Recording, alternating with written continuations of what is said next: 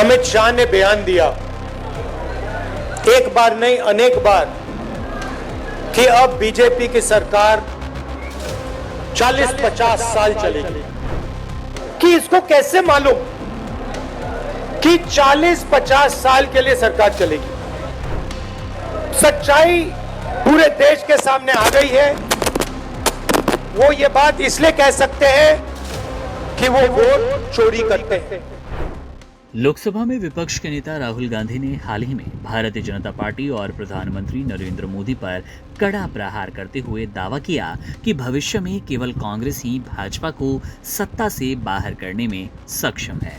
गांधी ने social media पर इस बात को जोर देकर कहा कि ये लड़ाई केवल दो राजनीतिक दलों के बीच नहीं, बल्कि दो विपरीत विचारधाराओं के बीच का वो संघर्ष है जो कि अब काफी बड़ा हो चुका है।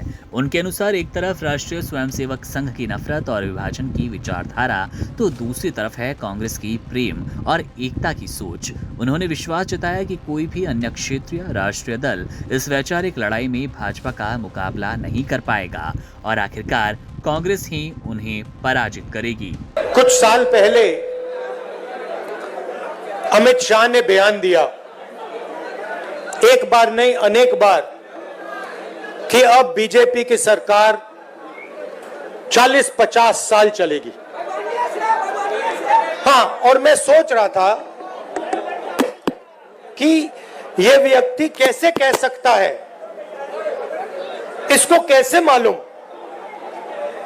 कि बीजेपी की सरकार 40-50 साल चलेगी। हम सब राजनेता हैं, जनता क्या करेगी, जनता के दिल में क्या होता है, जनता ही जानती है। तो ऐसा बयान देना कि अब हमारी सरकार 40-50 साल चलेगी, यह अजीब सा बयान है। और उस टाइम मैंने सोचा था कि इसको कैसे मालूम कि 40-50 साल के लिए सरकार चलेगी। और अब सच्चाई पूरे देश के सामने आ गई है। वो ये बात इसलिए कह सकते हैं कि वो वोट चोरी करते हैं। राजनीतिक बयानों के साथ साथ राहुल गांधी ने प्रधानमंत्री नरेंद्र मोदी की स्वायत्तता पर गंभीर सवाल उठाए। गुरुग्राम की एक सभा में उन्होंने विस्फोटक आरोप लगाते हुए कहा कि प्रधानमंत्री अमेरिका के दबाव में काम कर रहे हैं। गांधी का दावा है कि अमेरिका के पास जेफरी एप्स्टीन से जुड़े लाखों संवेदनशील फाइल्स हैं, जिनमें प्रधानमंत्री के बारे में कथित तौर पर आपत्तिजनक जानकारी है। उन्होंने आरोप लगाया कि इसी दबाव के कारण भारत ने हाल ही में अमेरिका के साथ ऐसे द्विपक्षीय समझौते किए जिन्हें कोई भी स्वतंत्र प्रधानमंत्री स्वीकार नहीं करेगा। गांधी ने तंज कसते हुए यहां तक कह दिया कि अमेरिकी नेतृत्व के प्रभाव के कारण प्रधानमंत्री की निर्णय लेने की क्षमता प्रभावित हुई।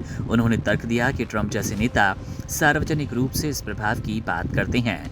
इन आरोपों के जरिए राहुल गांधी ने यह संदेश देने की कोशिश की कि देश के महत्वपूर्ण नीतिगत फैसले बाहरी दबाव में लिए जा रहे हैं, जो सीधे तौर पर राष्ट्रीय नेतृत्व और उसकी संप्रभुता को चुनौती देते हैं।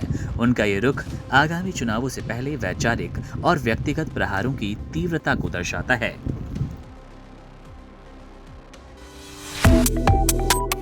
Subscribe to One India and never miss an update.